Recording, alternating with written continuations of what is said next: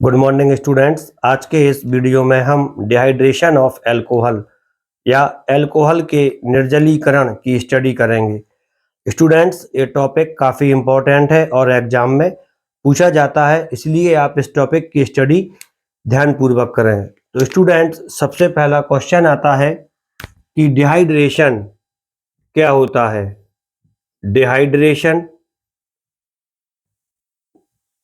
Dehydration शब्द का निर्माण दो शब्दों से हुआ है। पहला होता है डी का मतलब होता है आउट, और हाइड्रेशन, यहाँ पर जो हाइड्रेशन शब्द है, इस हाइड्रेशन का मतलब है वाटर मॉलिक्यूल। तो इससे हमें इसकी डेफिनेशन प्राप्त हो जाती है। आउट का मतलब है, यहाँ लिख दें हम, रिमूवल ऑफ वाटर मॉलिक्यूल, अर्थात किसी यौगिक से वाटर मॉलिक्यूल के निकलने को डिहाइड्रेशन कहते हैं। किसी यौगिक से वाटर मॉलिक्यूल के निकलने को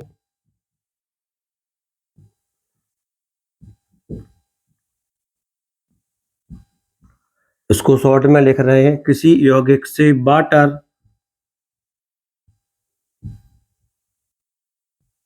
मॉलिक्यूल के निकलने को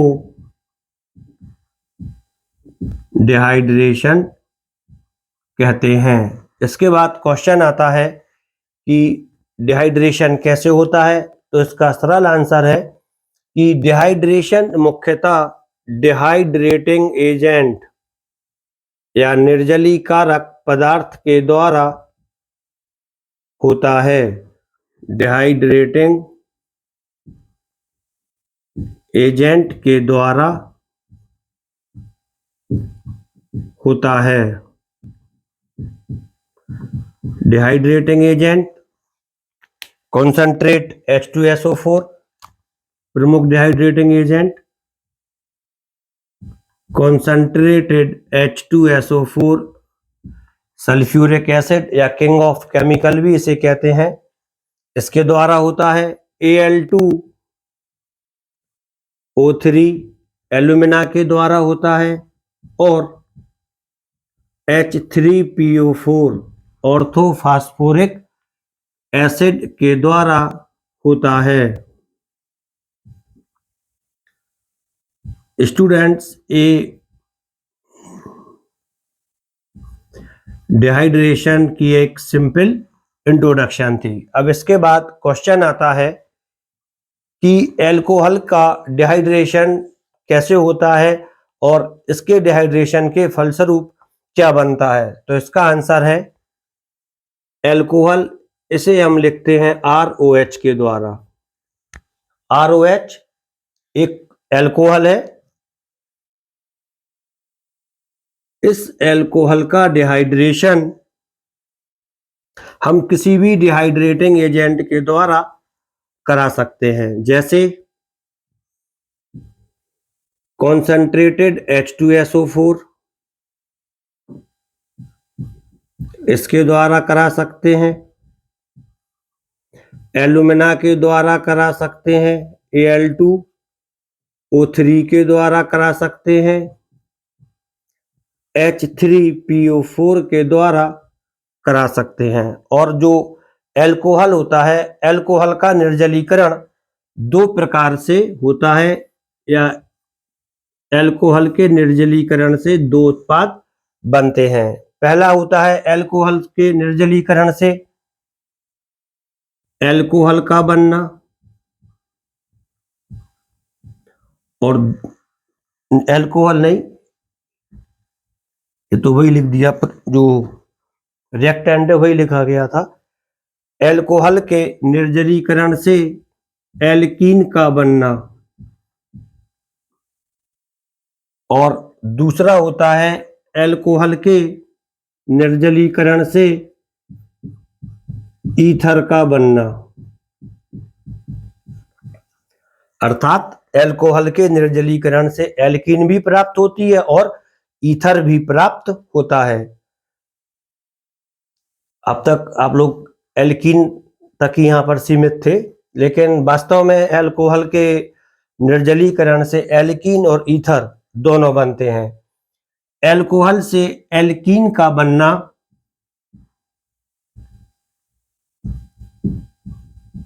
इंट्रामोलेकुलर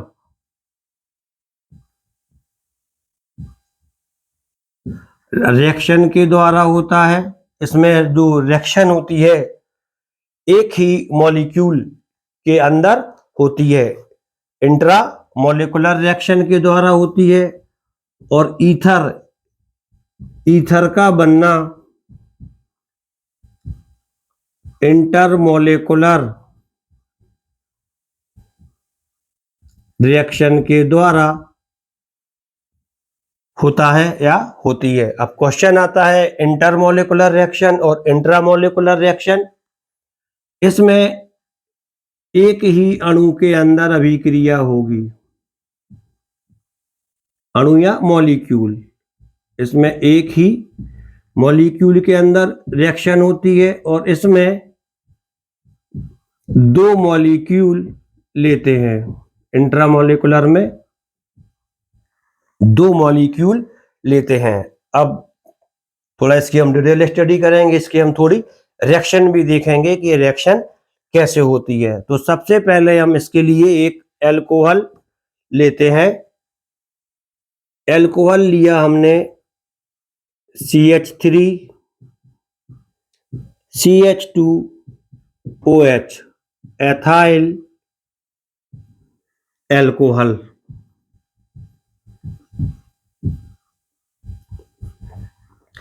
इस एथाइल अल्कोहल के लिए हम इस प्रकार से भी लिख सकते हैं। दो कार्बन थे, दोनों कार्बन हमने इस तरह से बना लिए और दोनों की हमने वैलेंसी 4 सैचुरेटेड कर दी। क्योंकि ये रिएक्शन डिहाइड्रेशन की है, इसमें वाटर मॉलिक्यूल निकलना है, तो एक ही कार्बन से वाटर मॉलिक्यूल नहीं निकलता है। वाटर मॉलिक्यूल्स दो कार्बन से निकलता है जो पास पास होते हैं, एक OH और एक H। बगल बगल में हमने लिख दिया और इसकी जो शेष वैलेंसी हैं उसके आगे HHH लगा देते हैं, तो एथाइल अल्कोहल की संरचना बन जाती है। इसके बाद ये दोनों H और OH,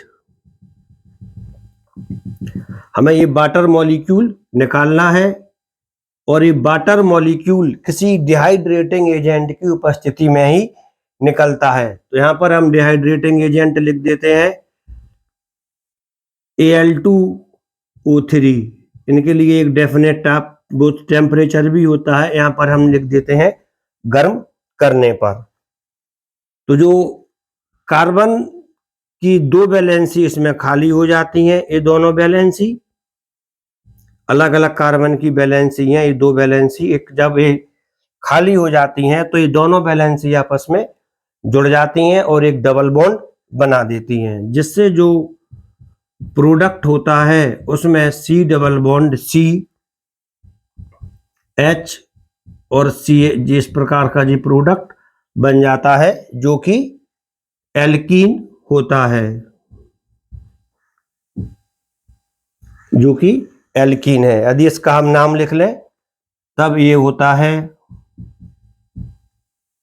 एथीन। इस प्रकार से अल्कोहल का डिहाइड्रेशन होता है। इसमें वाटर मॉलिक्यूल एक ही अल्कोहल के अणु से निकला है, इसलिए इसे हम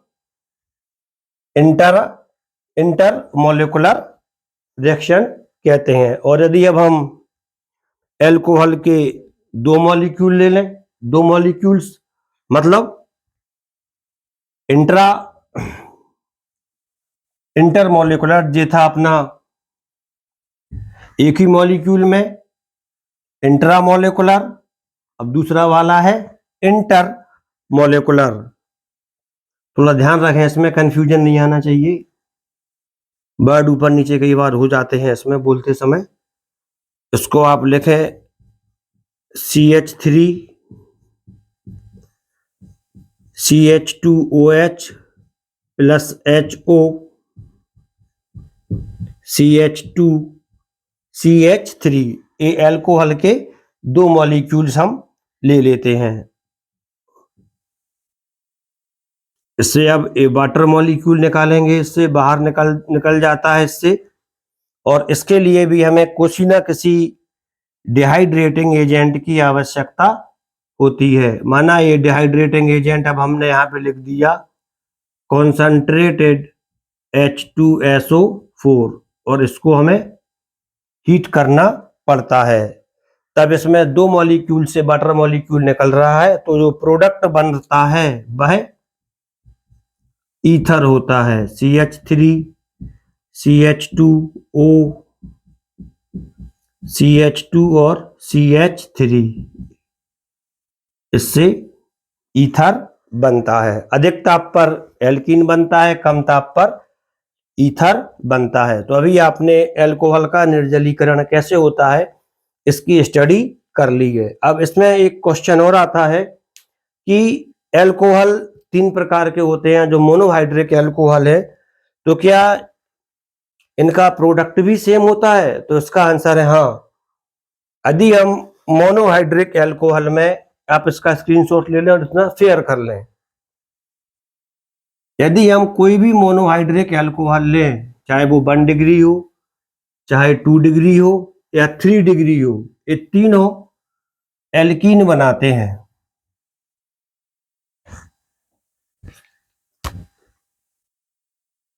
three degree alcohol, 2 degree alcohol और 1 डिग्री एल्कोहल, ये तीनों डिहाइड्रेशन पर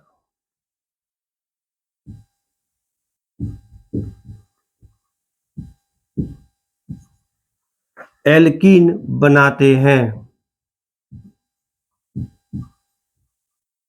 और ईथर बनाते ही है लोअर टेम्परेचर पर, 1 डिग्री एल्कोहल।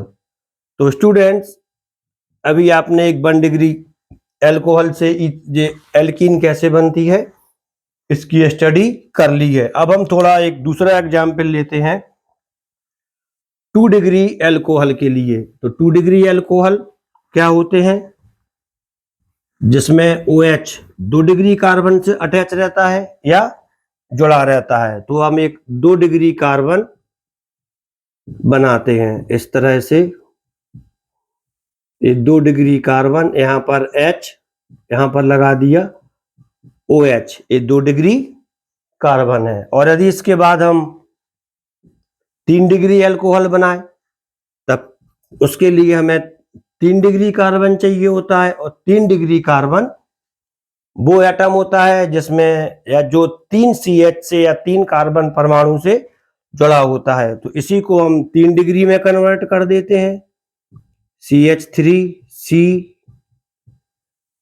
CH3 और CH3, इससे जोड़ देते हैं OH, तब एक 3 डिग्री या 3 डिग्री एल्कोहल बन जाता है। और जब हम इसका डिहाइड्रेशन कराते हैं किसी भी डिहाइड्रेटिंग एजेंट के द्वारा, तब डिहाइड्रेशन में H2O निकलता है। तो OH तो वाटर के फॉर्म में जाएगा ही जाएगा, और OH के साथ आप किसी भी एक H को इससे निकाल दें। 3 H है, आप इसको लिख दें। CH3 के लिए थोड़ी सिंपल मैं लिख दे रहा हूं, यहां पर कर दे रहा हूं CH2 और H, यहां पर भी कर दे रहा हूं CH2 और H। तो ये क्या हो जाएगा आपका CH3, ये वाला OH और AH, OH और H, ये मिलकर वाटर मॉलिक्यूल निकाल देते हैं। डिहाइड्रेशन हो जाता है। डिहाइड्रेटिंग एजेंट यहां पर लिख दे रहे हैं कॉन्सनट्रेट H2SO4, कॉन्सनट्रेट H2SO4। तो अब यहाँ पर कार्बन की ये दोनों वैलेंसी खाली हो जाती हैं, जिससे डबल बॉन्ड का फॉर्मेशन हो जाता है। इसी प्रकार 3 डिग्री में भी ये दोनों वैलेंसी खाली हो जाएंगी, तो यहाँ पर डबल बॉन्ड का फॉर्मेशन हो जाएगा। सरल था, आप इसको आसानी से लिख सकते हैं। CH3 सिंगल बॉन्ड C, ए वाली वैलेंसी इसकी खाली हुई और ए वाली वैलेंसी खाली हुई, डबल बॉन्ड CH2 और इससे ऊपर जुड़ा था H, तो ये जो लिख दिया H। अब इसका हम नाम लिख देते हैं IUPAC सिस्टम में, तो इसका नाम आता है 1-प्रोपीन।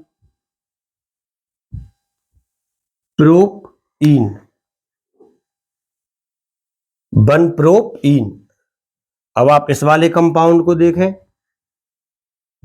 साइड में इसमें लिखा है CH3, इसके बाद सिंगल बॉन्ड था C, इसकी ये दोनों वैलेंसी खाली हुई थी, तो यहां पर आ जाता है डबल बॉन्ड और ये आ जाता है CH2, और यहां पर जो H था, इस वाले H की जगह पे सिर्फ इसमें CH3 करना है, तो ये 2 डिग्री वाला कार्बन 3 डिग्री कार्बन में अपने आप कन्वर्ट हो जाता है। यहां पर आप लिख दें CH3। अब इसका नाम दे दें IUPAC सिस्टम से 1 2 3, इसका नाम हो जाता है 2-मेथाइल प्रोपीन या 2-मेथाइल 1 प्रोपीन। इस तरह से 2 डिग्री और 3 डिग्री अल्कोहल का भी जो डिहाइड्रेशन होता है वह क्लियर हो जाता है। तो स्टूडेंट्स, अभी आपने अल्कोहल का डिहाइड्रेशन सिस्टमैटिक तरीके से आप पढ़ते जा रहे हैं, इसमें आपके कॉन्सेप्ट भी क्लियर होते जा रहे हैं, आप इसको ध्यान से समझते जाएं और इसके नोट्स भी बनाते जाएं। इसके बाद यदि हम जो 2 डिग्री अल्कोहल है उसमें थोड़ा चेंज करें या थोड़ा परिवर्तन करें और उसका डिहाइड्रेशन करें, तब देखते हैं इसमें क्या होता है। इसके लिए हम एक नया अल्कोहल लेते हैं 2 डिग्री। ए 2 डिग्री अल्कोहल का डिहाइड्रेशन करेंगे और इस डिहाइड्रेशन से क्या बनता है और कैसे बनता है। जैसे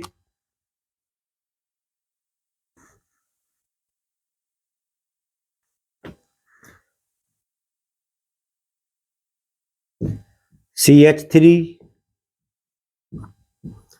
CH2 CH CH3, यहां पर लगा दिया OH इसके ऊपर। अब इसकी बैलेंसी देखें आप, तो इसकी बैलेंसी 1 2 3 और एक 4, चारों बैलेंसी इसकी सैचुरेटेड हो जाती हैं। यहां पर OH है। अब इसमें यदि हम जे वाला H निकालें, इसका ये वाला H CH3 में से निकालते हैं, तब जो प्रोडक्ट बनता है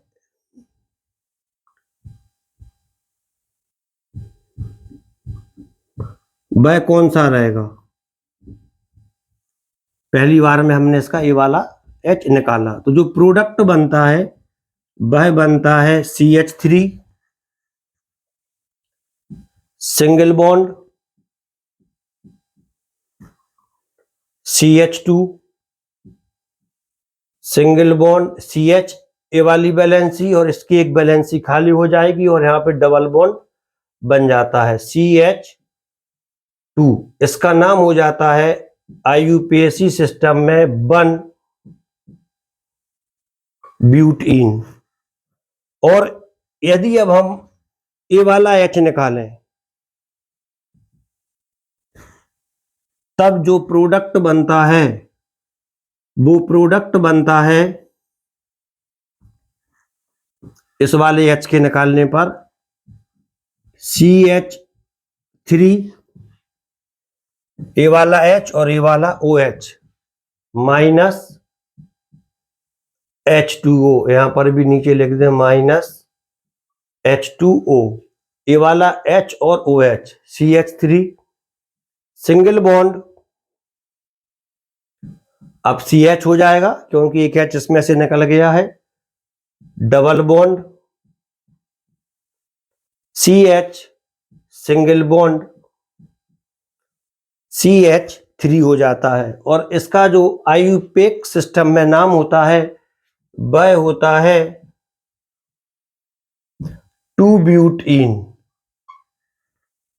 तो इसमें एल्कोहल के डिहाइड्रेशन पर हमें 2 प्रोडक्ट प्राप्त हो रहे हैं, 1-ब्यूटीन और 2-ब्यूटीन। तो अब इसमें क्वेश्चन आता है कि हमें इसमें मेजर प्रोडक्ट के रूप में 1-ब्यूटीन लिखना चाहिए या 2-ब्यूटीन लिखना चाहिए। तो इसका आंसर हमें सेट-जेफ रूल से प्राप्त होता है। तो स्टूडेंट्स, अब हम ये सेट-जेफ रूल क्या है इसकी स्टडी करेंगे। सेट-जेफ रूल क्या होता है और कैसे कार्य करता है।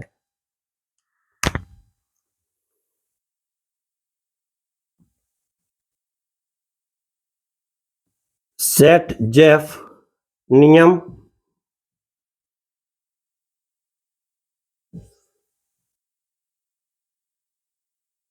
Set-Jeff rule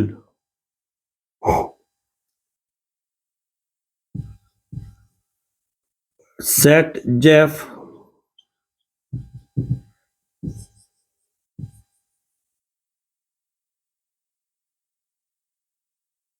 rule set-Jeff rule बोलता है इस कंडीशन में कि पहले आप थोड़ा इसको कार्बन देख लें, इसमें कौन कौन से हैं।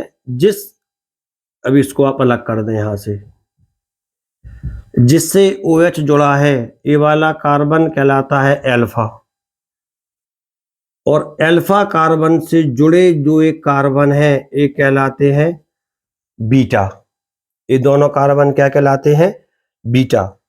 एल्फा कार्बन और बीटा कार्बन। अब इसके बाद थोड़ा देखें, इस बीटा कार्बन पर 2 हाइड्रोजन परमाणु है और इस बीटा कार्बन पर 3 हाइड्रोजन एटम है या 3 हाइड्रोजन परमाणु है। तो सेट-जेफ नियम के अनुसार निर्जलीकरण या डिहाइड्रेशन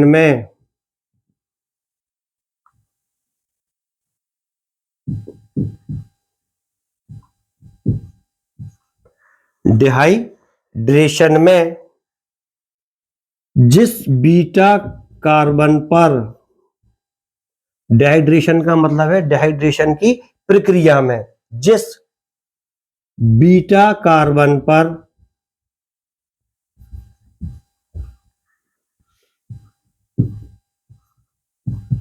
कम हाइड्रोजन होते हैं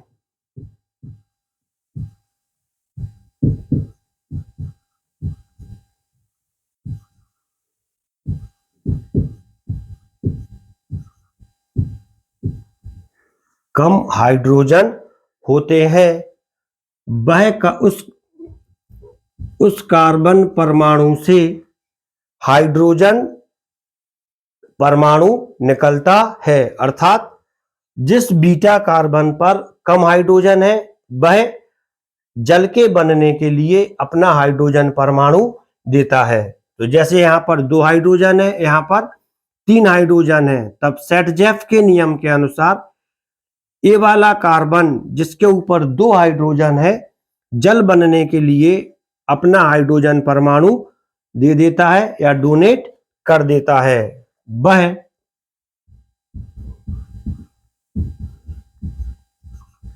H2O के निर्माण के लिए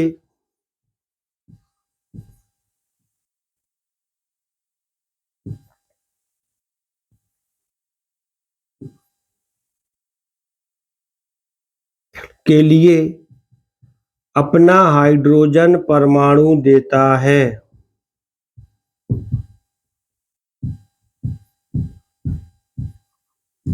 के लिए अपना हाइड्रोजन एटम देता है। ये सेट-जेफ का नियम है, या सेट-जेफ के नियम के अनुसार डिहाइड्रेशन की प्रक्रिया में जिस कार्बन पर कम हाइड्रोजन परमाणु होते हैं उसी कार्बन से हाइड्रोजन परमाणु निकलता है। ये सेट-जेफ का नियम है। यहाँ पर एक्सप्लेनेशन करने के हिसाब से आपको लिख दिया, और जो रूल आपको लिखना है वो इसको डिक्टेट कर दिया है। तो जो इसका मेन प्रोडक्ट होता है, अतः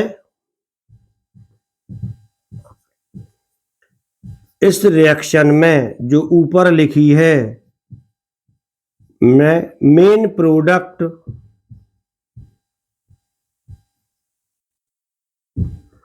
2-ब्यूटीन होता है, 1-ब्यूटीन नहीं होगा। इस सेट-जेफ का नियम है। क्वेश्चन आता है सेट-जेफ का नियम क्या है, एग्जाम्पल के साथ लिखिए सरल क्वेश्चन, तब आप इसको इस प्रकार से लिख सकते हैं। और इसको हम रिएक्शन में कैसे अप्लाई करते हैं इसकी स्टडी हम अलग से करेंगे। तो स्टूडेंट्स अभी आपने सेट-जेफ रूल क्या है इसकी भी स्टडी कर ली है। इसके बाद अल्कोहल में जो सबसे ज्यादा इंपॉर्टेंट क्वेश्चन आता है वह होता है अल्कोहल के डिहाइड्रेशन की मैकेनिज्म या क्रियाविधि। तो हम जानते हैं कि अल्कोहल के निर्जलीकरण से दो प्रोडक्ट बनते हैं, एल्कीन और ईथर। तो क्या इन दोनों की मैकेनिज्म अलग अलग है या समान है?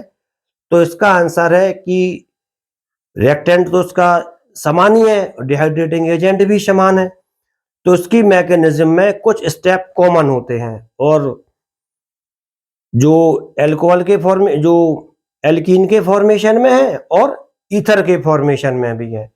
तो स्टूडेंट्स अब हम इस डिहाइड्रेशन की मैकेनिज्म की स्टडी करेंगे। एल्कीन की मैकेनिज्म अलग और अल्कोहल से ईथर की बनने की मैकेनिज्म अलग, और जो कॉमन स्टेप है वो हम कॉमन ही रखेंगे।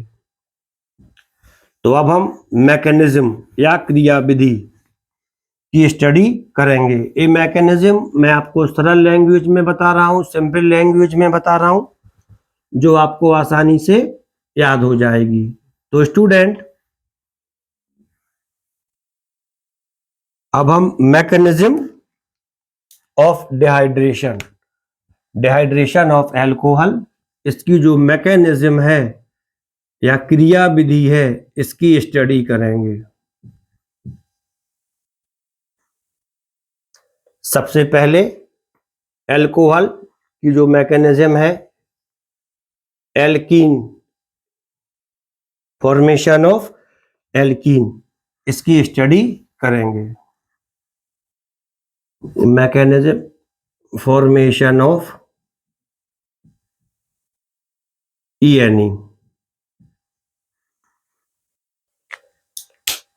पहले मैं आपको उसके स्टेप बता दे रहा हूं, बाद में इसकी जो रिएक्शन होती है वो सिंपल वे में एक्सप्लेन कर दूंगा। तो इसकी जो मैकेनिज्म होती है उसका जो फर्स्ट स्टेप होता है, उसके फर्स्ट स्टेप में ionization of H2SO4। H2SO4 acid है और जब इसका आयोनाइजेशन होगा, क्लियर है, H+ आयन का फॉर्मेशन होगा। Second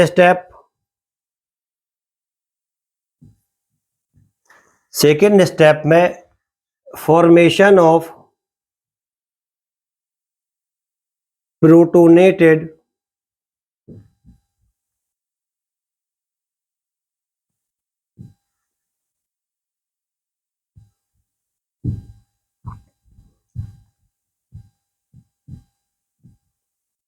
alcohol. जो H+ आयन आएगा किस पर अटैक कर देता है, अल्कोहल के ऊपर, तो जिससे हमारा प्रोटोनेटेड अल्कोहल बनता है। रिएक्शन भी इसकी हम अभी देखते हैं। और जो थर्ड स्टेप इसका आएगा, थर्ड स्टेप में आता है formation of carb cation. Carb cation इनके ऊपर पॉजिटिव चार्ज होता है, ये हाईली स्टेबल होते हैं। 3 डिग्री 2 डिग्री 1 डिग्री अल्कोहल होता, तो उसी से 3 डिग्री 2 डिग्री और 1 डिग्री कार्ब कैटायन का फॉर्मेशन होता है। और इनकी स्टेबिलिटी भी उसी अल्कोहल के ऑर्डर में होती है। 3 डिग्री सबसे ज्यादा स्टेबल रहेगा, उसके बाद 2 डिग्री और सबसे कम 1 degree. Formation of carb cation third step.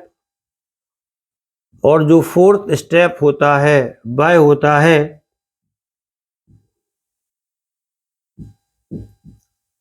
Formation of alkene. इसकी मैकेनिज्म को हम इन 4 स्टेप में डिवाइड कर सकते हैं, और यदि आप ये चारों स्टेप ही लिख देते हैं तब आपके पूरे कॉन्सेप्ट क्लियर हो जाते हैं। जो प्रोटोनेटेड अल्कोहल से कार्बोकैटायन बनता है, लॉस ऑफ वाटर से बनता है, यहां पर हमने लिख दिया -H2O, और -H2O से बनता है कार्बोकैटायन। कार्बोकैटायन से रिमूवल ऑफ H+ आयन होता है, लॉस ऑफ प्रोटॉन होता है, जिससे एल्कीन का फॉर्मेशन हो जाता है। अब क्वेश्चन आता है कि ये रिएक्शन कैसे होगी। तो सबसे पहले H2SO4, इसको कहां पे लिखें, यहां पर लिखते हैं इसको H2SO4। ये फर्स्ट स्टेप, आप इसको समझते जाएं। फर्स्ट स्टेप मतलब आयोनाइजेशन ऑफ H2SO4। H2SO4 का जो आयोनाइजेशन हुआ उससे H+ HSO4- बना। कंजुगेटेड एसिड बेस पेयर यहाँ पे आप जानते ही हैं। तो जो स्ट्रॉन्ग एसिड होता है उसका बेस वीक होता है। इसके बाद होता है सेकेंड स्टेप में formation of protonated alcohol. Protonated alcohol को बनाने के लिए ये जो H+ आयन होता है ये अल्कोहल पर अटैक करता है। अल्कोहल CH3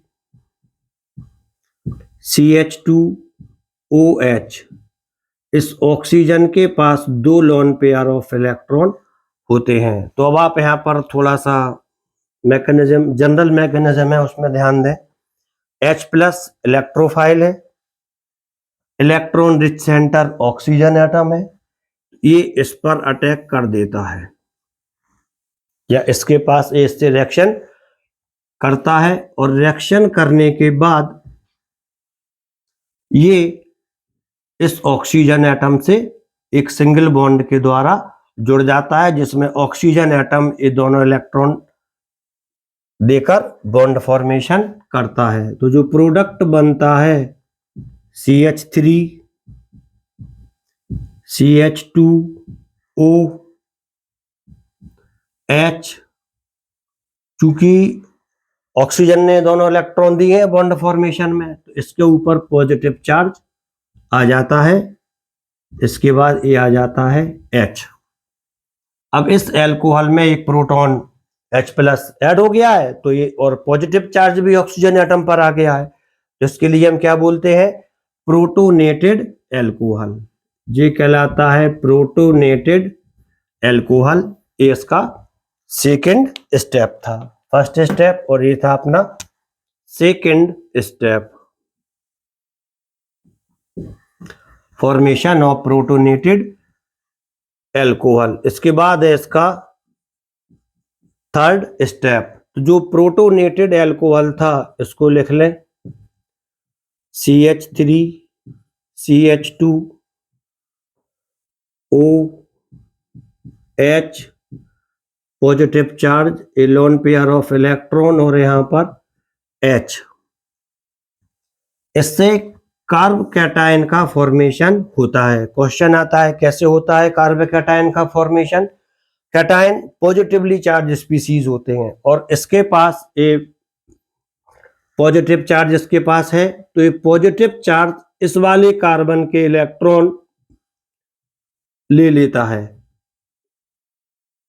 तो ये इसके जब इलेक्ट्रॉन चले जाते हैं इस ऑक्सीजन के पास, तब ये वाला जो ऑक्सीजन है H2O के फॉर्म में यहां से अलग हो जाता है। पूरी स्पीसीज यहां से अलग हो जाती है इलेक्ट्रॉन लेकर, और चूंकि इस कार्बन के इलेक्ट्रॉन जाते हैं इस वाले बॉन्ड के, तो इसके ऊपर एक पॉजिटिव चार्ज बन जाता है।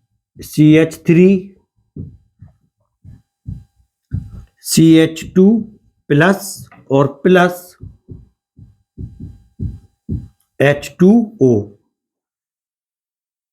इसको आप इस तरह से भी समझ सकते हैं, इस बॉन्ड को ये इस तरह से लेके चला जाता है, इस पर कौन सा चार्ज आ जाता है, पॉजिटिव चार्ज आ जाता है। और भी ज्यादा कॉन्सेप्ट क्लियर हो जाते हैं।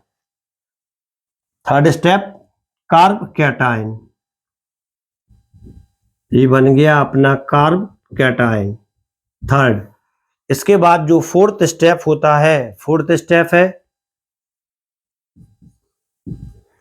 Formation of alkene from carb cation. तो जो कार्ब कैटायन होता है CH3 single bond CH2 plus. यदि इस कार्ब कैटायन के लिए हम थोड़ा सिंपल वे में लिखते हैं, तब इसको हम इस तरह से लिख सकते हैं CH2H, यहां पर हमने लिख दिया CH2 प्लस।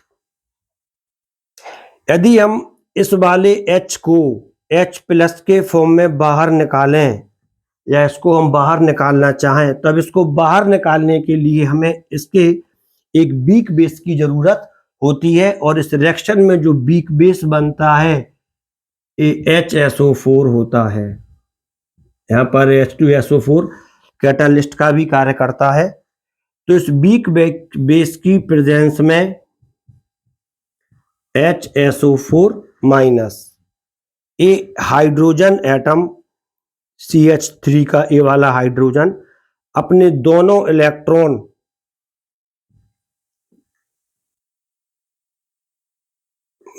यहां पे दे देता है, जिससे ए वाली वैलेंसी खाली हो जाती है और यहाँ पर सिंगल बॉन्ड, यहाँ पर ये पॉजिटिव चार्ज है तो इस इलेक्ट्रॉन से इसका पॉजिटिव चार्ज कैंसिल हो जाएगा और यहाँ पे डबल बॉन्ड का फॉर्मेशन हो जाता है। तो जो प्रोडक्ट बनता है वह CH2 double bond CH2 plus H2A के फॉर्म में चला जाता है, क्योंकि ये अपना ये दोनों इलेक्ट्रॉन इसको दे के चला जाता है और इसके बीच में डबल बॉन्ड का फॉर्मेशन हो जाता है। तो इस प्रकार से ये एल्कीन की फॉर्मेशन हो जाती है। अब इसके बाद अल्कोहल से डिहाइड्रेशन से ईथर भी बनता है, उसकी भी मैकेनिज्म होती है, तो उसकी मैकेनिज्म की स्टडी करेंगे। अभी आप ये वाली मैकेनिज्म आपकी समझ में आ गई है। ये 4 स्टेप में होती है, first step, second step, third step, fourth step. ये रिएक्शन की मैकेनिज्म है और ये रिएक्शन की मैकेनिज्म के हमने ऊपर नाम लिख दिए हैं, जिससे आपके पूरे कॉन्सेप्ट क्लियर हो जाते हैं। ऊपर H प्लस का फॉर्मेशन होता है और फोर्थ स्टेप में H प्लस आयन रिमूव होता है, बाहर निकलता है वीक बेस के साथ। अब इसके बाद फॉर्मेशन ऑफ ईथर। वीडियो बिल्कुल लंबा नहीं हुआ है, हमने अपना टॉपिक पूरा कवर किया है, जिसमें आपको बोर होने की जरूरत बिल्कुल नहीं है। आपको अपने सब्जेक्ट और टॉपिक के ऊपर कंसंट्रेट करना है। अब यहां पर जो ENE था इसकी जगह पर हम लिख देते हैं ईथर। ये भी तो बनता है अल्कोहल से।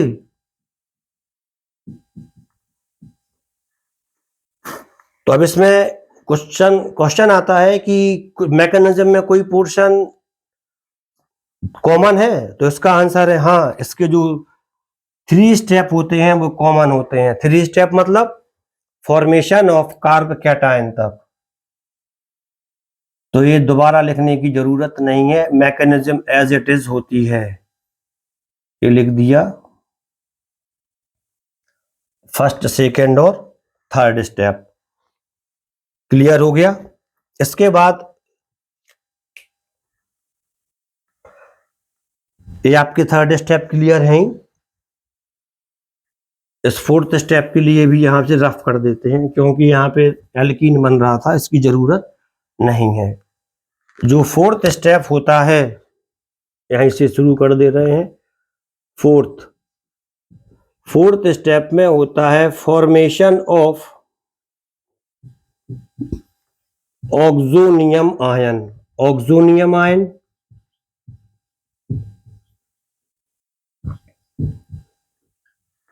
ये फोर्थ स्टेप है और फिफ्थ स्टेप जो इसका फोर्थ स्टेप था अब वही इसका फिफ्थ स्टेप भी हो जाएगा। उसमें एल्कीन बन रहा था, इसमें आपको कर देना है फॉर्मेशन ऑफ ईथर। और ईथर कैसे बनेगा? वही H+ बाहर निकलेगा और किसके द्वारा निकलेगा बाहर? HSO4- के द्वारा। तो आपका ईथर की मैकेनिज्म भी हो जाती है। ये तीनों स्टेप कॉमन है, यहां तक ये क्लियर हो गया है। फॉर्मेशन ऑफ ऑक्सोनियम आयन, इसी के नीचे रिएक्शन लिख देते हैं। Formation of oxonium ion, ion बनाने के लिए जो कार्बोकैटायन होता है, कार्बोकैटायन CH3 CH2+, ये फिर से अल्कोहल के मॉलिक्यूल पर अटैक करता है। CH3 CH2O ऑक्सीजन के ऊपर लोन पेयर ऑफ इलेक्ट्रॉन्स के 2 पेयर होते हैं, क्लियर है। इस पर पॉजिटिव चार्ज है, इलेक्ट्रोफाइल है, इलेक्ट्रॉन रिच सेंटर के लिए ढूंढता ही है, खोजता ही है। इस पर अटैक करेगा, इससे सिंगल बॉन्ड बना के अटैच हो जाएगा। तो इससे ये क्या बन जाता है अपना oxonium ion. CH3 CH2O CH2 CH3, ये वाला लोन पेयर ऑफ इलेक्ट्रॉन इससे अटैच हो जाता है। तो जो इसका पॉजिटिव चार्ज है ये कार्बोकैटायन का खत्म हो जाता है, लेकिन ऑक्सीजन के ऊपर बन जाता है। और यहां पर जी अपना आ जाता है ऑक्सोनियम आयन। इसमें क्या बचा अभी? ये H और ये ऑक्सीजन का लोन पेयर ऑफ इलेक्ट्रॉन। ये वाला आयन कौन सा कहलाता है? Oxonium ion. ये वाला आयन कौन सा है? Oxonium ion. अभी जो ऑक्सोनियम आयन है इसका जो फोर्थ स्टेप है फॉर्मेशन ऑफ ईथर,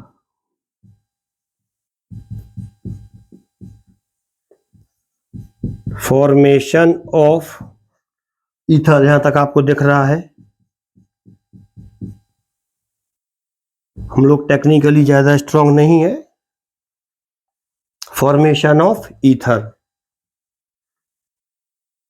इसमें से ईथर बनने के लिए ये जो H आयन है इससे अटैच है, ये अपने इलेक्ट्रॉन इस वाले ऑक्सीजन के लिए दे देता है और खुद H+ आयन के फॉर्म में बाहर निकल आता है। तो इसका जो पॉजिटिव चार्ज है खत्म हो जाता है और ईथर का फॉर्मेशन हो जाता है। तो ये रिएक्शन आती है CH3 CH2O CH2 CH3+ H+ base है, सॉरी ये H+ आयन ही है और ये बेस HSO4- से रिएक्ट करके H2SO4 बना देता है। तो क्लियर है, H2SO4 कैटालिस्ट है और ये पूरी रिएक्शन आपकी किसकी हो जाती है? डिहाइड्रेशन ऑफ अल्कोहल की, जिससे कि ईथर बनता है। तो स्टूडेंट्स अभी आपने डिहाइड्रेशन ऑफ अल्कोहल्स जो कि इंपॉर्टेंट टॉपिक था इसके डिटेल में अध्ययन कर लिया है। उम्मीद है जो आपकी समझ में आ गया होगा। तो स्टूडेंट्स यदि यह आपकी समझ में आ गया है तो आप इस वीडियो के लिए लाइक कर दें और चैनल के लिए भी सब्सक्राइब कर लें, जिससे आपके कॉन्सेप्ट लगातार क्लियर होते रहें और आप लगातार मुझसे जुड़े रहें। Thank you.